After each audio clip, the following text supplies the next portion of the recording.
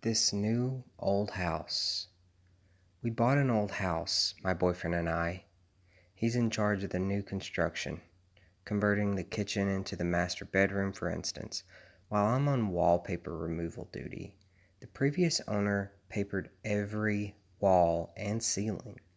Removing it is brutal, but oddly satisfying.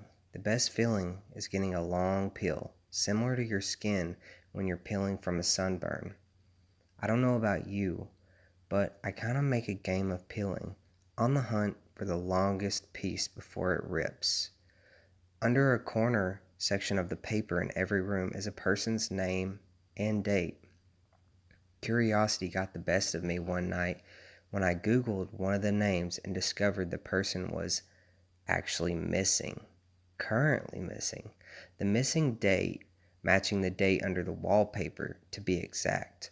The next day, I made a list of all the names and dates. Sure enough, each name was for a missing person with dates to match. We notified the police, who naturally sent out the crime scene team. I overheard one of the techs say, "Yep, it's human." Human? What's human? "Ma'am, where's the material you removed from the walls already? This isn't wallpaper you were removing."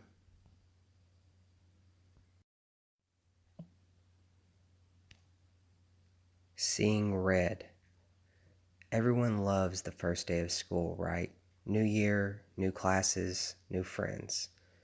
It's a day full of potential and hope, before all the dreary depressions of reality show up to ruin all the fun.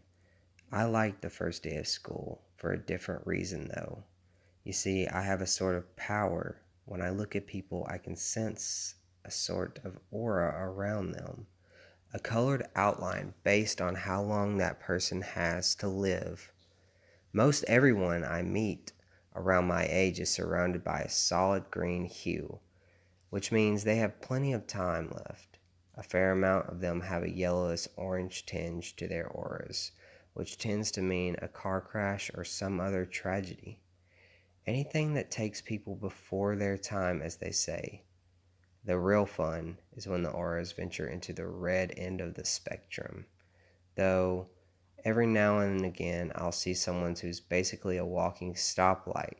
Those are the ones who get murdered or kill themselves. It's such a rush to see them and know their time is numbered. With that in mind, I always get to class very early so I can scout out my classmates' fates. The first kid who walked in was basically radiating red. I chuckled to myself. Too bad. But as people kept walking in, they all had the same intense glow. I finally caught a glimpse of my rose-tinted reflection in the window, but I was too stunned to move. Our professor stepped in and locked the door. His aura, a sickening shade of green.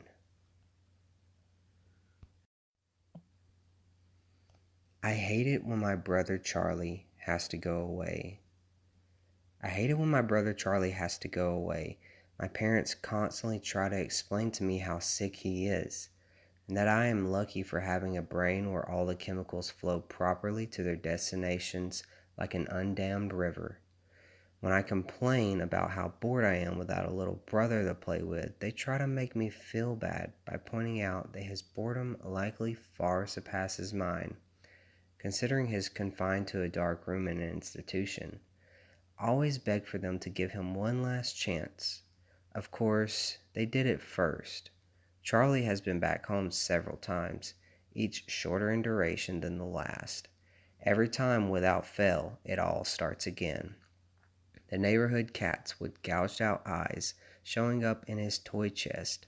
My dad's razors found dropped on the baby slide in the park across the street. Mom's vitamins replaced by bits of dishwasher tablets.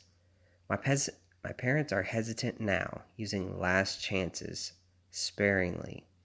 They said his disorder makes him charming, makes it easy for him to fake normalcy, and to trick the doctors who care for him into thinking he is ready for rehabilitation. That I will just have to put up with my boredom if it means staying safe from him. I hate it when Charlie has to go away, It makes me feel like I have to pretend to be good until he is back. Guardians. He awoke to the huge insect-like creatures looming over his head and screamed his lungs out. They hastily left the room, and he stayed up all night, shaking and wondering if it had been a dream. The next morning, there was a tap on the door.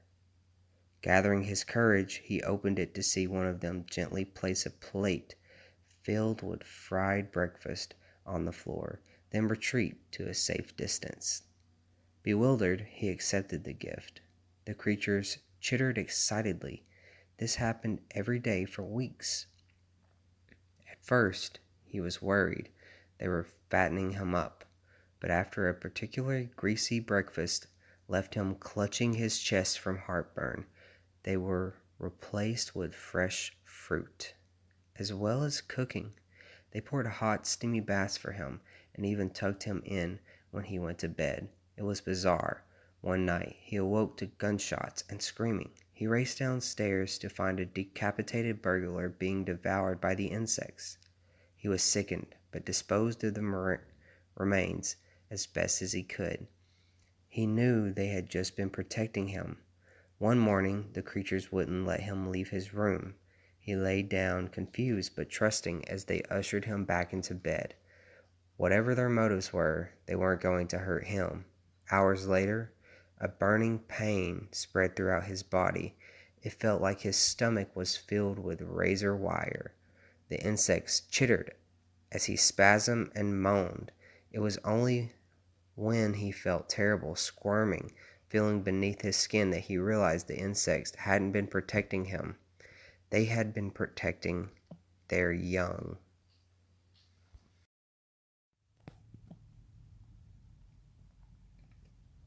There's a man in my head.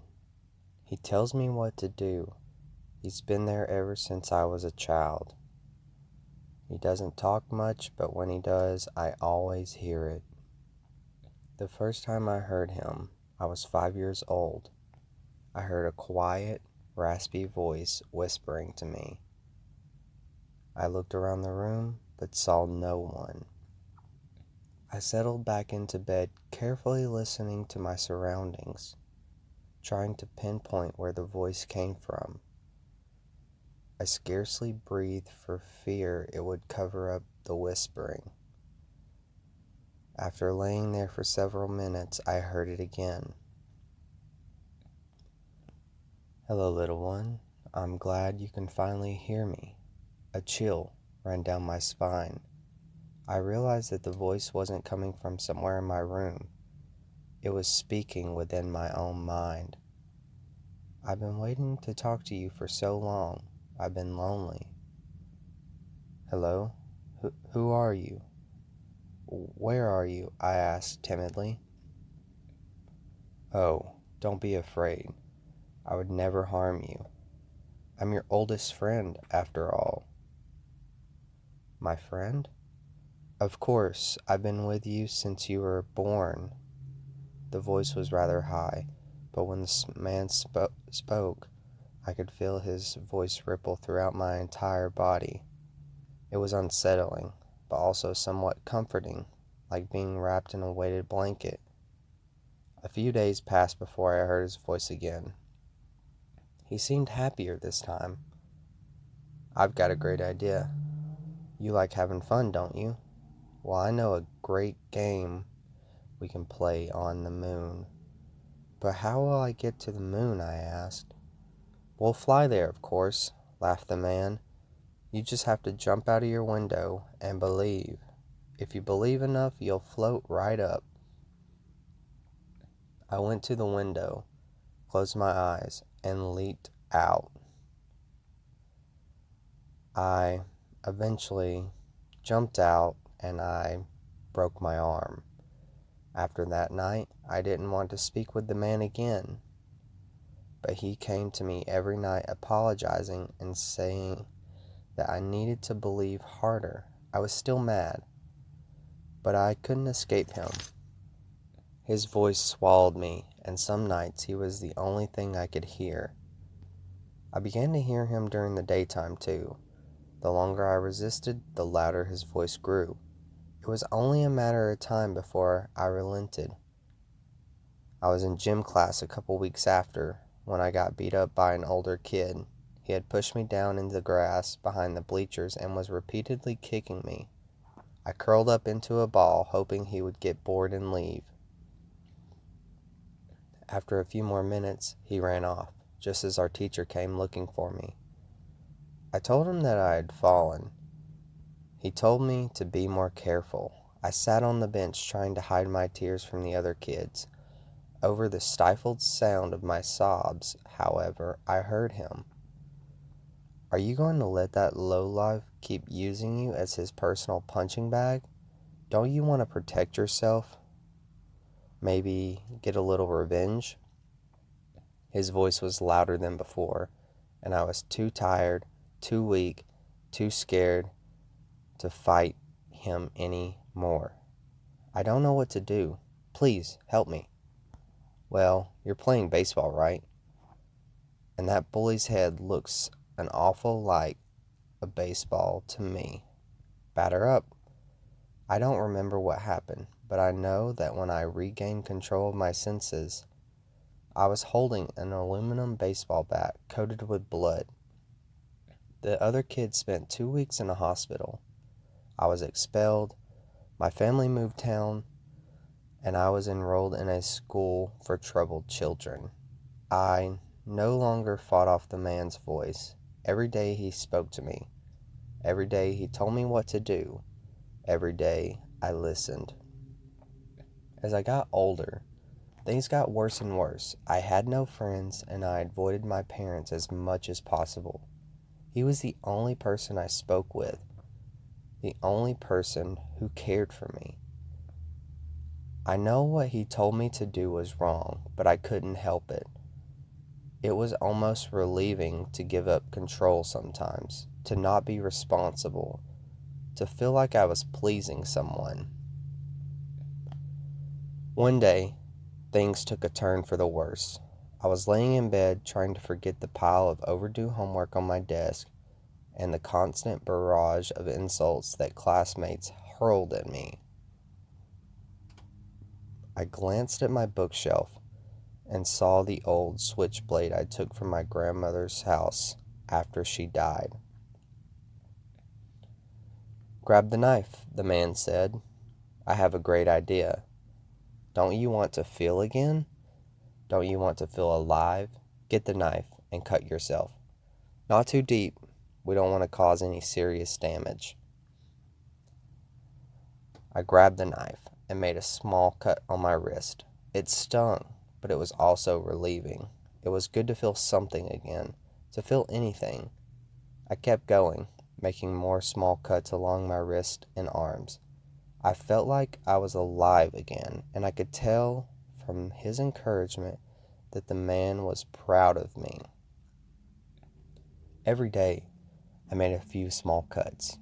This seemed to please him, the man in my head. His voice was softer after I made a fresh cut, and he spoke less often. This continued for years, all the way through high school. Soon enough, though, it became apparent that my daily ritual wasn't enough for him anymore. Slowly, he spoke more. Slowly, his voice grew louder. Then one day, he finally broke.